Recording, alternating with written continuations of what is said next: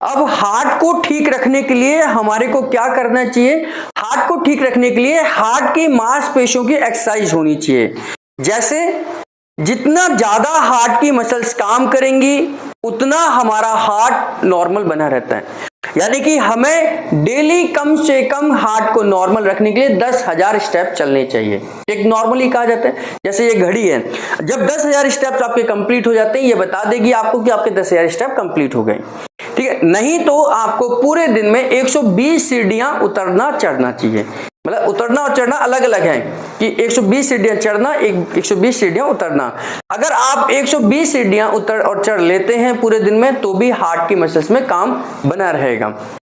अब दिक्कत ये आती है कि जब हम लेथार्जिक जीवन जीते हैं, अब कमरे से उठे, वॉशरूम गए, वॉशरूम से तैयार होके अपने कपड़े पहने, नाश्ता किया और कार में बैठे, ऑफिस पहुंचे, ऑफिस से फिर कार में बैठे, फिर घर आ गए, तो इससे आपकी फिजिकल एक्सरसाइज कुछ भी नहीं हो रही।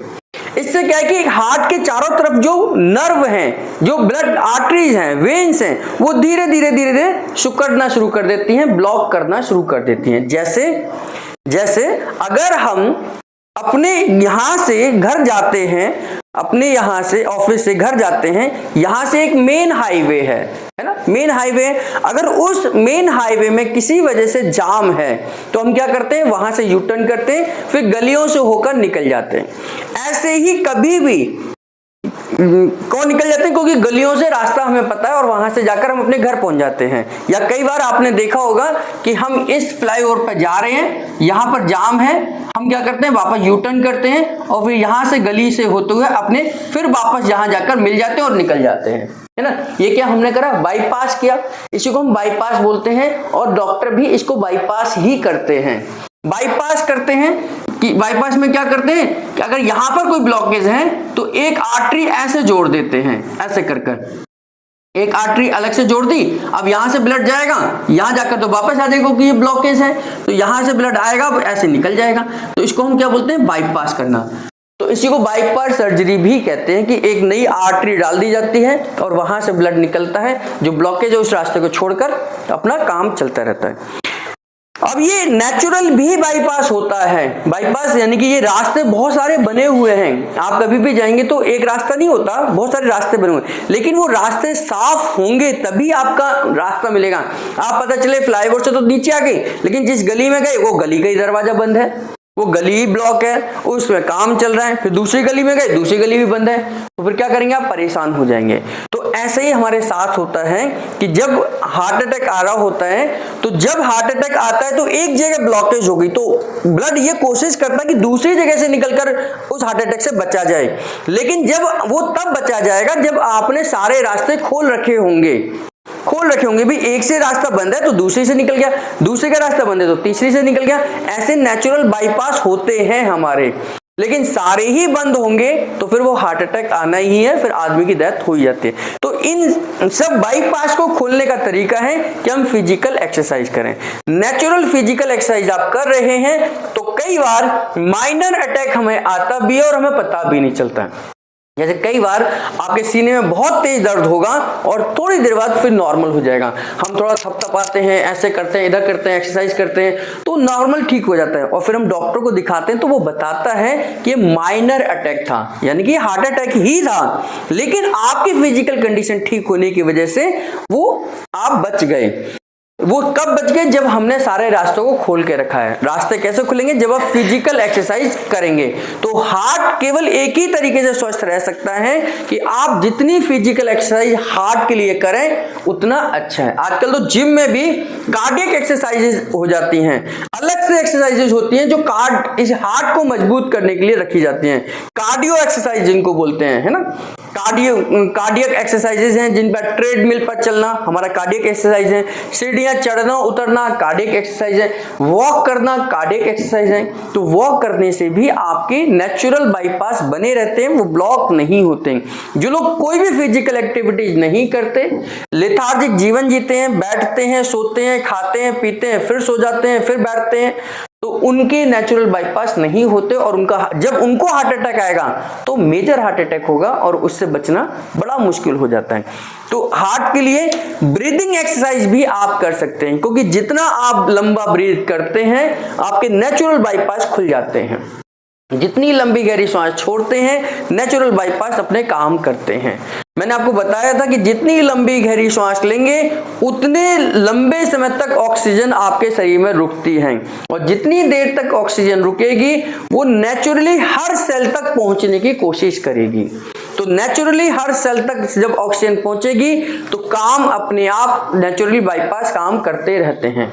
जब हम छोटी छोटी श्वास लेते हैं तो छोटी छोटी श्वास से क्या है, ऑक्सीजन केवल मेजर पार्ट तक ही पहुंच पाती है जहां बहुत जरूरी है ऑक्सीजन की। तो क्योंकि अब आपके पास बहुत सारी ऑक्सीजन है तो आप सब जगह भेज दो, थोड़ी सी ऑक्सीजन होगी तो हम उसी से काम चलाएंगे। तो इस तरीके से हमें physical activities, physical game, physical exercises, या आपको कोई भी फिजिकल गेम आप खेलते हैं या करते हैं या कोई एक्सरसाइज करते हैं या सीढ़ियां चढ़ते उतरते हैं, वॉक करते हैं, तो हार्ट आपका बिल्कुल फिट बना रहता है। आपको किसी भी प्रकार की कोई एक्स्ट्रा काम करने की और जरूरत नहीं है, बस कि आपकी डाइट भी ठीक होनी चाहिए। ऐसा नहीं कि हम घी तेल ही खाते चले आ रहे हैं। बाजार का घी तेल आपको ज्यादा नुकसान करता है घर के घी तेल से। घी तेल जितनी बार हम उसे उबालते हैं या जितनी बार हम उसे तलते हैं वो हमारा सैचुरेटेड फैट बन जाता है, यानी कि वो कंस्ट्रिक्ट हो जाता है, वो कॉम्प्लेक्स बन जाता है और वो हमारे हार्ट के मसल्स को कमजोर करता है, उनको स्ट्रेंथ कर देता है, उनको वो सख्त कर देता है, जिससे कि हार्ट की फंक्शन में गड़बड़ी हो जाती है। तो नेचुरली तेल जो आते हैं उससे एक बार ही आप ऑयल का इस्तेमाल करें, उसे बार बार इस्तेमाल ना करें। तो जितना भी ऑयल एक बार में आप यूज करते हैं वही आपके लिए फायदेमंद होता है। और रिफाइंड ऑयल में तो कुछ होता ही नहीं है।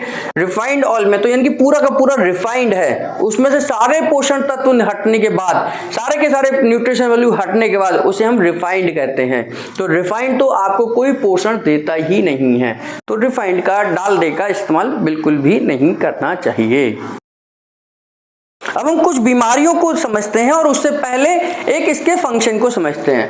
देखिए, मैंने कहा कि वेन के अंदर हमेशा गंदा खून होता है, वेन के अंदर हमेशा गंदा खून होता है, लेकिन यहां पर मैंने क्या लिखा, पल्मोनरी आर्टरी, जबकि इसका नाम तो पल्मोनरी वेन होना चाहिए था, ये गंदा खून था, है ना। मैंने यहाँ आर्टरी लिखा जबकि ये क्या होना चाहिए था, वेन होना चाहिए था, वेन होना चाहिए था क्योंकि गंदा खून है इसके अंदर। और जबकि मैंने क्या लिखा, आर्टरी। और ये मैंने क्या लिखा, ये साफ खून लेकर आ रहे हैं, ये दोनों साफ खून लेकर आ रहे हैं, लेकिन फिर भी मैंने क्या लिखा, इसको वेन लिखा, जबकि मुझे ये आर्टरी लिखने चाहिए थे, है ना। नियम के हिसाब से तो यही है कि आर्टरी में अच्छा खून होता है और वेन में बेकार खून होता है। वी का मतलब बेकार और ए का मतलब अच्छा, है ना। तो यहां पर हमने उल्टा यूज किया है, यहां पर उल्टा यूज किया है। ये मैंने कहा पल्मोनरी आर्टरी के द्वारा लंग्स को गया, आर्टरी का यूज किया, आर्टरी, जबकि ये तो वेन है क्योंकि गंदा खून लेके जा रही है। और यहां पे मैंने ये साफ खून आ रहा है, मैंने कहा पल्मोनरी वेन के द्वारा ब्लड आया, जहां पे मैंने उल्टा यूज किया। उल्टा इसलिए किया क्योंकि ये मैंने बताया कल आपको कि ये हमारा शरीर का बॉस है एक तरीके से। अगर ये काम करना बंद कर दे टुल्लू पंप, तो हमारे शरीर को ब्लड सप्लाई मिलना बंद हो जाएगी। इसने अपने लिए एक नियम बनाया, इसने कहा कि मुझे कोई मतलब नहीं कि आप वेन किसको कहते हो, आर्टरी किसको कहते हो, मुझे कोई मतलब नहीं है। अच्छा खून कौन लेके आएगा, बेकार खून कौन लेके जाएगा। इसने एक नियम बनाया हार्ट ने कि जो मेरे लिए ब्लड लेकर आएगा, जो मेरे लिए ब्लड लेकर आएगा वो मेरे लिए वेन होगी, जो मुझसे ब्लड लेके जाएगा वो मेरे लिए आर्टरी होगी। मेरी बात को समझना है। इसने कहा जो मेरे लिए ब्लड लेकर आएगा, यानी कि मेरे अंदर ब्लड लेकर आएगा, वो वेन होगी, और जो मुझसे ब्लड लेके जाएगा वो क्या होगी, आर्टरी होगी। अब इस कॉन्सेप्ट को समझते हैं। ये ब्लड के अंदर ब्लड आ रहा है, यानी हार्ट के अंदर ब्लड आ रहा है, तो ये वेन है, वेना कावा है ना, ये वेना कावा है। ये भी तो हार्ट के अंदर ही आ रहा है, ये भी तो हार्ट के अंदर ही आ रहा है ना, तो इसलिए हमने मजबूरन इसको हमने वेन ही बोला, जबकि हम ये जानते हैं कि ये साफ खून था। लेकिन हार्ट ने अपने लिए नियम बनाया कि जो मेरे लिए ब्लड लेकर आएगा वो मेरे लिए वेन होगा, मुझे अच्छे और साफ से कोई मतलब नहीं, ये तुम्हारे लिए है, तुम समझो, बाकी दुनिया के लिए। केवल हार्ट के लिए नियम उल्टा हो जाता, पूरे के पूरे शरीर में यही नियम होगा, वेन का मतलब बेकार और ए का मतलब अच्छा, मतलब आर्टरी। अब दूसरा, उसने कहा कि मुझसे जो खून लेके जाएगा वो अच्छा होगा, वो आर्टरी होगी। तो यहां से ब्लड, हार्ट से ब्लड लेके जा रहे हैं, ये ब्लड से जा रहा है, तो इसको हमने अरोटा बोला, ये अरोटा बोला था ना, अरोटा मतलब आर्टरी हो गई, तो ये अच्छा हो गया। ये भी तो लेके जा रहा है ना, ये भी हार्ट से ही तो लेके जा रहा है ब्लड को, तो इसलिए जबकि ये वेन हमें लिखना चाहिए था, यहां पर हमने यहां पर आर्टरी लिखी। बात समझ आई कॉन्सेप्ट? ये केवल और केवल हार्ट के साथ ही ये समस्या है, या हार्ट के साथ ही ये अपवाद है कि पल्मोनरी आर्टरी गंदा खून ले रही है और जबकि पल्मोनरी वेन के अंदर साफ खून है। ये ज्यादातर पूछा जाता है कि पल्मोनरी आर्टरी में प्योर ब्लड होगा या इनप्योर होगा, यानी कि पल्मोनरी आर्टरी के अंदर इनप्योर ब्लड होगा जबकि पल्मोनरी वेन के अंदर प्योर होगा। तो इस तरीके से ये केवल ये एक्सेप्शनल हमारे हार्ट में होता है। ये हमने गलत नहीं लिखा था, हमने केवल हार्ट की ही लैंग्वेज में यहां लिखा था। अब इसकी कुछ बीमारियां हैं तो इनको हम समझ लेते हैं। जैसे हार्ट, अगर कहीं पर भी थ्रोम्बो वर्ड आ जाता है, थ्रोम्बो, THROMBO, थ्रोम्बो वर्ड आता है तो ये इसका मतलब है क्लॉटिंग, थ्रोम्बोसिस यानी कि क्लॉटिंग का होना, थ्रोम्बोसिस मतलब क्लॉटिंग का होना। अगर हार्ट में सेप्टम में छेद हो, अब कई बार आपने सुना होगा होल इन हार्ट हो गया, दिल में छेद है। दिल में छेद का मतलब, दिल में छेद कहां होगा, यही तो दो दीवारें थी जो उसको डिवाइड कर रही थी, या तो छेद यहां हो सकता है, या छेद यहां हो सकता है, या छेद यहां हो सकता है, या यहां हो सकता है, यही छेद होगी। छेद का मतलब दीवारों में तो छेद होगा, और कहां होगा छेद, इसके बाहर थोड़ी चला जाएगा छेद, ये तो पहले से 3 लेयर से बना हुआ है, तो इसमें तो छेद हो नहीं सकता कि ऐसा थोड़ी कि खून बाहर बहने लग जाएगा इससे। छेद का मतलब कि ये दीवारें हैं, इन दीवारों में कहीं छेद हो जाएगा तो लीकेज हो जाएगी। अगर यहां छेद होता है, मान लीजिए ऑरिफिस के अंदर छेद होता है, तो ये ज्यादा खतरनाक नहीं है। कई बार होता है ना कि ये व्यक्ति 50 साल से होल इन हार्ट का पेशेंट है और अपनी लाइफ जी रहा है, तो 50 साल से यानी कि दिल में छेद है उसको और छेद लेके घूम रहा है 50 साल से, ऐसा हो सकता है क्योंकि यहां छेद हो गया, मतलब अब ब्लड ऊपर नीचे यही तो होगा कि भाई नीचे का ब्लड ऊपर चला जाएगा, ऊपर का ब्लड नीचे आ जाएगा, यही तो होगा। तो ये भी तो गंदा खून है, ये भी गंदा खून है, ये भी गंदा खून है, ये भी गंदा खून, तो गंदा और गंदा आपस में मिल भी जाए एक घड़ी, एक 1%, तो बहुत ज्यादा नुकसान नहीं है। नुकसान क्या है कि इसके कार्डियक रेट गड़बड़ हो जाएगी, कार्डियक रेट गड़बड़ हो जाएगी। क्यों? क्योंकि अब ये लूज होने से जब ये सिकुड़ेगा तो हो सकता है कि ये वाला, जब ये वाला सिकुड़ेगा तो वापस ब्लड इसमें घुस जाए, कुछ इसमें जा सकता है, तो इसके कार्डियक रेट में गड़बड़ हो सकती है, बाकी कोई नुकसान नहीं होगा। अगर छेद यहां हो जाए, यहां लीकेज हो जाए, ये छेद हो जाए, तो ब्लड ऐसे तो होगा भी ऊपर नीचे चला जाएगा, ऊपर नीचे जा सकते हैं।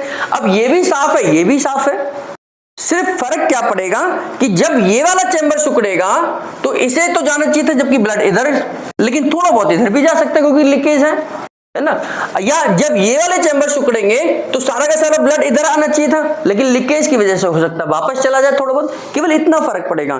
तो ऐसे पेशेंट लाइफ अपनी गुजार सकते हैं होल इन हार्ट के साथ में, लेकिन उनके हार्ट की फंक्शनिंग कम हो जाती है क्योंकि उसमें प्रेशर क्रिएट कम होता है। जब किसी गुब्बारे में पहले से ही छेद हो तो उसका प्रेशर तो उतना थोड़ी बना रहेगा, तो ये केवल इसके हार्ट की फंक्शनिंग में गड़बड़ आती है। और ऐसा पेशेंट जो इधर छेद होगा, ऑरिफिस में छेद होगा, वो अपनी लाइफ को गुजार सकता है, लेकिन वो जल्दी हाफ जाएगा, जल्दी थक जाएगा, उसकी वर्किंग कैपेसिटी उतनी नहीं होगी, केवल इतना फर्क होगा। अगर छेद यहां हो तो ये खतरनाक है। क्यों? क्योंकि ये प्योर ब्लड है और ये इनप्योर ब्लड है। अब अगर इधर छेद होगा तो प्योर और इनप्योर मिक्स हो गए, फिर तो जो लंग्स ने मेहनत करी थी वो बेकार हो गई, क्योंकि इनप्योर ब्लड इसके साथ मिल जाएगा। तो ये जो छेद है ये खतरनाक है, ये छेद हो गया तो भी खतरनाक है। क्यों? क्योंकि इधर प्योर है, इधर इनप्योर है, तो प्योर और इनप्योर आपस में मिल जाएंगे तो खतरनाक है। क्यों? क्योंकि जो प्योर है वो भी इनप्योर ही हो गया, जैसे हमारे घरों में जो पानी आता है उसके बराबर में ही एक उसका पाइपलाइन है, जो गंदा पानी जा रहा है, नाले का पानी। अब जब वो फूट कर टूट जाता है तो हमारे साफ पानी को भी गंदा कर देता है और हमारे घरों में वो गंदा पानी आता है। फिर ना वो पीने के लायक रहता है, ना नहाने के लायक रहता है। फिर हम कहते हैं पानी में बदबू आ रही है, ये समस्या हो रही है ना। तो यानी कि वो जो साफ पानी आ रहा है वो भी हमारे लिए बेकार ही हो गया, हम उसका यूज नहीं कर पाते हैं, तो ये मिक्स हो जाएगा। तो ये जो कंडीशन है, जब ये सेप्टम में छेद होता है, इसको बोलते हैं, ये हमारी मेन डिजीज है, इसको बोलते हैं blue baby syndrome. Blue baby syndrome का मतलब है जब बच्चे इस छेद के साथ पैदा होते हैं तो वो कुछ ही महीने तक जीवित रह सकते हैं और उनकी डेथ हो जाती है। बहुत सारे बच्चे ऐसे सुना होगा कि वो बच्चा पैदा हुआ था लेकिन छेद के साथ पैदा हुआ, इसलिए वो 1 महीने में ही उसकी डेथ हो गई। क्यों? वो बच्चा नीला पड़ जाता है क्योंकि उसके अंदर प्योर और इम्प्योर ब्लड मिक्स हो जाते हैं और धीरे धीरे नीला बच्चे के नीले होने की वजह से इस बीमारी को हम कहते हैं ब्लू बेबी सिंड्रोम। ठीक है, तो ये छेद होना खतरनाक है। यानी कि अगर आपसे पूछा जाए ऑरिफिस में छेद हो जाए तो वो ज्यादा खतरनाक है या सेप्टम में छेद होना खतरनाक है, तो आपको पता होना चाहिए सेप्टम में छेद होना ज्यादा खतरनाक है। ऑरिफिस वाला व्यक्ति तो सालों साल अपनी जिंदगी जी सकता है। तो छेद का मतलब समझ आ गया आपको, कहाँ छेद हो सकता है, तो इसको हम छेद को समझते हैं। और इसी के बाद एक और बीमारी आती है, मुख्यतः 3 जगहों पर दिक्कत हो सकती है। होल इन वेंट्रिकल, होल इन वेंट्रिकल, ये वेंट्रिकल था, होल इन वेंट्रिकल, तो इसको बोलते हैं वेंट्रिकल सेप्टम डिफेक्ट। यानी कि सेप्टम है, ये वेंट्रिकल है, तो वेंट्रिकल के सेप्टम में डिफेक्ट हो गया, इस बीमारी को हम बोलते हैं वेंट्रिकल सेप्टम डिफेक्ट। जब आप हार्ट की पेशेंट की रिपोर्ट देखेंगे तो उसमें लिखा होता है VSD, VSD, VSD, ये लिखा होगा। VSD का मतलब वेंट्रिकल सेप्टम डिफेक्ट, यानी कि इस हिस्से की बात हो रही है।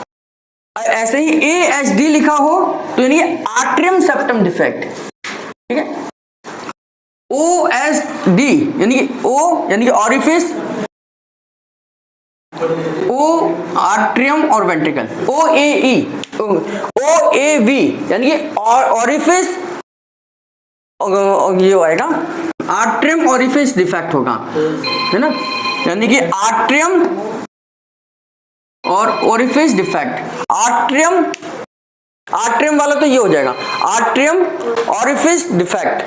तो इस तरीके से इन बीमारी को शॉर्ट नेम आ सकते हैं। ठीक है, बता देता हूं आपको। पहला हो सकता है वेंट्रिकल में डिफेक्ट हो, दूसरा हो सकता है ऑरिफिस में डिफेक्ट हो, है ना। पल्मोनरी आर्टरी में डिफेक्ट होता है तो उसे पेटेंट डक्ट आर्ट्रियोसिस कहते हैं। यहां पर लिखा हुआ है पेटेंट डक्ट आर्ट्रियोसिस। इस बीमारी का मतलब क्या है, ये दोनों तो क्लियर हो गए आपको, है ना, ये दोनों क्लियर हो गए। पेटेंट डक्ट आर्ट्रियोसिस का मतलब है जब पल्मोनरी आर्टरी में कोई डिफेक्ट हो जाए। पल्मोनरी आर्टरी कौन सी है इसमें, पल्मोनरी आर्टरी ये है ना, पल्मोनरी आर्टरी ये है जो लंग्स को ब्लड लेके जा रही है। अगर यहीं पर कोई कोलेस्ट्रॉल जमा होने लग जाए तो इस बीमारी को क्या कहेंगे, patent duct arteriosus. Patent duct arteriosus, जब पल्मोनरी आर्टरी के अंदर कोई डिफेक्ट होता है, कोई ब्लॉकेज हो जाती है, कोई दिक्कत आ जाती है, तो इसे पेटेंट डक्ट आर्ट्रियोसिस कहते हैं। जब कोरोनरी आर्टरी में कोई ब्लॉकेज हो जाता है, क्लॉटिंग हो जाती है, तो उसे कोरोनरी आर्टरी कौन सी है, जो हार्ट को ब्लड सप्लाई पहुंचा रही है, यही थी कोरोनरी आर्टरी। तो कोरोनरी आर्टरी में जब डिफेक्ट होगा तो इसे हम क्या बोलेंगे, कोरोनरी थ्रोम्बोसिस। थ्रोम्बो मतलब मैंने आपको बताया था क्लॉटिंग होना, और कहां हो गया ये, coronary thrombosis. Hole in heart एक कॉमन वर्ड है कि होल इन हार्ट तो हम बोल देते हैं, लेकिन कहां है ये हमें पता होना चाहिए। पेस मेकर का यूज मैंने आपको बताया है। AB नोड क्या करता है, हार्ट को काम करने के लिए मजबूर करता है। जब AB नोड खराब हो जाता है तो ये पेस मेकर उसमें लगाया जाता है, आर्टिफिशियल पेस मेकर। ठीक है, और हार्ट इलाज का मतलब है कि हार्ट को सिकुड़ना चाहिए, फैलना चाहिए, सिकुड़ना चाहिए, फैलना चाहिए, हार्ट को फैलना चाहिए और ये ज्यादा फैल जाए। हार्ट जब ज्यादा फैलने लग जाता है तो उसमें बीपी और डाउन चला जाता है, यानी कि हार्ट की मसल्स लूज हो जाती हैं, हार्ट की मसल्स कमजोर हो जाती हैं। ये इलेक्ट्रोलाइट्स के इनबैलेंस होने की वजह से हो सकती हैं। मैंने विटामिन के चैप्टर में बताया था कि सोडियम जरूरत से ज्यादा डाउन हो जाता है तो हार्ट की मसल्स लूज हो सकती हैं, कैल्शियम जरूरत से ज्यादा डाउन हो जाता है तो हार्ट की मसल्स लूज हो जाती हैं, जिसको हम कहते हैं कि आपका हार्ट इनलार्जमेंट हो रहा है, हार्ट का साइज बढ़ रहा है। हार्ट तो छोटा सा ही है, ये हार्ट का साइज नहीं बढ़ेगा, इसकी मसल्स लूज हो जाती हैं, है ना, तो उसको बोलते हैं हार्ट इनलार्जमेंट होना। कुछ बच्चों में बर्थ से ही होल इन हार्ट की समस्या होती है। इट मीन प्रेगनेंसी में अगर मां को फॉलिक एसिड की डेफिशिएंसी रहती है, प्रेगनेंसी में मां को फॉलिक एसिड की डेफिशिएंसी रहती है तो होल इन हार्ट हो सकता है, क्योंकि फॉलिक एसिड एक हमारा ऐसा विटामिन है जो हमारे ऑर्गन्स के डेवलपमेंट में जरूरी है। अगर फॉलिक एसिड की डेफिशिएंसी लंबे समय तक चल रही है तो आपके ऑर्गन्स कहीं ना कहीं डिफेक्टेड होते हैं। जैसे आपने बच्चे देखे होंगे, कईयों का तालू ये होठ कटा हुआ पैदा हो जाते हैं, कईयों का कान कटा हुआ पैदा हो जाते हैं, किसी की जीभ कटी हुई पैदा होती है, किसी का तालू कटा हुआ पैदा होता है। ये सब फॉलिक एसिड की डेफिशिएंसी के कारण होता है, और फॉलिक एसिड की डेफिशिएंसी के कारण होल इन हार्ट भी हो सकता है। ये सब में सबके छेद होते हैं, ये पूरा का पूरा ये छेद होते हैं इनमें, लेकिन एज के हिसाब से धीरे धीरे ये बढ़ते चले जाते हैं। ये मतलब फील कर जाते हैं, ये फील करते हैं, क्योंकि बच्चे का हार्ट थोड़ी काम कर रहा होता है, बच्चे को सिर्फ हाथ धड़कता है। इसमें जैसा प्योर ही ब्लड आता है और प्योर इनप्योर ब्लड माँ के पास चला जाता है, क्योंकि माँ के साथ कनेक्टेड है। तो ये अलग अलग चैम्बर्स नहीं होते शुरुआत में, ये धीरे धीरे चैम्बर्स बनते हैं, दीवार बनती है, सेप्टम बनता है, ओरिफिस बनते हैं, और ये छेद धीरे धीरे भर जाते हैं। लेकिन जिसका नहीं भरता है उसी को हम होल इन हार्ट कहते हैं, ठीक है, होल इन हार्ट कहते हैं। ये दीवार बाद में बनती है, डिवाइड होती है जब इसको खुद के काम करने की जरूरत पड़ती है। अभी तक तो माँ से ही तो इनप्योर, हम बच्चा प्योर ब्लड का यूज करता है, माँ को इनप्योर ब्लड दे देता है, बच्चा प्योर ब्लड का यूज करता है, माँ को इनप्योर ब्लड दे देता है, बच्चा प्योर ब्लड का यूज करता है, माँ को इनप्योर ब्लड देता है। हार्ट तो सिर्फ धड़कन है, कि हार्ट पूरे शरीर में ब्लड को भेजने का काम कर रहे हैं। अभी इसका काम शुरू नहीं हुआ, ये तो केवल बच्चे के लिए सर्कुलेशन बना रहा है, लेकिन इसका काम एक्चुअल में तब शुरू होता है जैसे ही बच्चा डिलीवरी के समय तैयार होता है। फिर इसके चैम्बर्स डिवाइड हो जाते हैं अलग अलग अलग अलग, कि भाई अब मेरा, उस समय बच्चे का लंग्स काम नहीं करता, बच्चे का लंग्स काम नहीं करता। बच्चे के लंग्स कैसे काम करता है, जैसे ही डिलीवरी होती है और वो पहली बार रोता है, जैसे ही वो रोता है उसका लंग्स काम करता है। ये रोना ही लंग्स का काम करना है, कि भाई अब उसने पहली श्वास ली है, कहते हैं ना, इसने पहली श्वास बाहर ली है, तो जैसे ही पहली श्वास लेता है लंग्स डेवलप हो गए, लंग्स डेवलप होते ही हार्ट अपने फंक्शन में वापस आ जाता है, जो इसका जन्म के समय से शुरू हो जाता है। तो ये दीवारें बनती हैं, ये दीवारें बनती हैं, जब ये प्रॉपर तरीके से नहीं बन पाती हैं, इन्हीं को हम होल इन हार्ट कहते हैं। ये सबके साथ हो सकता है, लेकिन अगर हमारी मसल्स डेवलप होंगी, विटामिन्स कंप्लीट होंगे तो ये बढ़ती चली जाती हैं, है ना। तो ये पेटेंट डक्ट आर्टरोसिस, कोरोनरी आर्टरोसिस अभी आपको समझ आया। तो प्रेगनेंसी के दौरान अगर माँ को फॉलिक एसिड की डेफिशिएंसी है तो बच्चे को होल इन हार्ट या स्पाइना बाइफिडा की समस्या हो सकती है। स्पाइना बाइफिडा मतलब कि मन के जो हमारे हैं, जो हड्डी मन के बनते हैं, ये मन का भी अनडेवलप्ड हो सकता है। किसी भी ऑर्गन का अनडेवलप्ड होना फॉलिक एसिड के साथ जुड़ा हुआ है। तो कई बार मन का ही गायब हो जाता है, तो मन का गायब हो गया तो वहां पर वो मसल्स बन जाती हैं केवल, तो गुच्छा से निकल आता है। तो बच्चों को देखा होगा पीठ पर एक ऐसा गुब्बारा से निकल जाता है, ऐसा करके यहाँ पर, तो ये गुब्बारा से निकल आता है, इसको हम पिलपिला से ऐसे दबाते तो ये पिलपिला से नजर आता है, इसी को हम स्पाइना बाइफिडा कहते हैं। इन बच्चों को ये गुब्बारा से निकल आएगा, इसको ऊपर बाल बाल बाल बाल निकल आएंगे, इसी को स्पाइना बाइफिडा की समस्या कहते हैं। डॉक्टर कहते हैं कि इसका एक मन का नहीं बना है और उसको आर्टिफिशियली बनाने की कोशिश करते हैं, तो वो ऑपरेशन के द्वारा होता है। कुछ लोगों को हार्ट में पेसमेकर लगाया जाता है, ये हार्ट को काम करवाता है, लबडब लबडब लबडब। इसमें इलेक्ट्रोलाइट्स होते हैं, सोडियम होता है, एक हल्का सा करंट जैसा पास होता है, जिससे हार्ट नॉन स्टॉप लगातार काम करता रहता है। जब ये एबी नोड खराब हो जाता है तो इसी एबी नोड की जगह आर्टिफिशियल एबी नोड लगाया जाता है, जिसको हम पेसमेकर कहते हैं। पेस मेकर कहते हैं, उस पेस मेकर से आपके सोडियम और क्लोराइड नमक वाली करंट आपका पास आउट होता रहता है और हार्ट अपना काम करता रहता है। इसलिए हार्ट को काम करने के लिए नमक की सबसे ज्यादा आवश्यकता है, नमक की आवश्यकता सबसे ज्यादा है। इसलिए कई बार हार्ट पेशेंट को नमक खिलाया भी जाता है जिनकी हार्ट की मसल्स काम नहीं कर रही होती है। तो इसलिए ये आर्टिफिशियल नेचुरल तरीके से ए बी नोड काम करता है, जब वो नहीं करता तो हम आर्टिफिशियली पेस मेकर लगाकर इसमें काम कराते हैं। तो इस तरीके से ये कुछ बीमारियां होती हैं। हार्ट सिंपल है, सिंपल उसके फंक्शन में जहां जहां कमी आएगी उस तरीके की बीमारी के रूप में वो आ जाती है। होल इन हार्ट है, ब्लॉकेज है, थ्रोम्बोसिस है, बस इतना काम इसके अंदर बीमारी में होता है।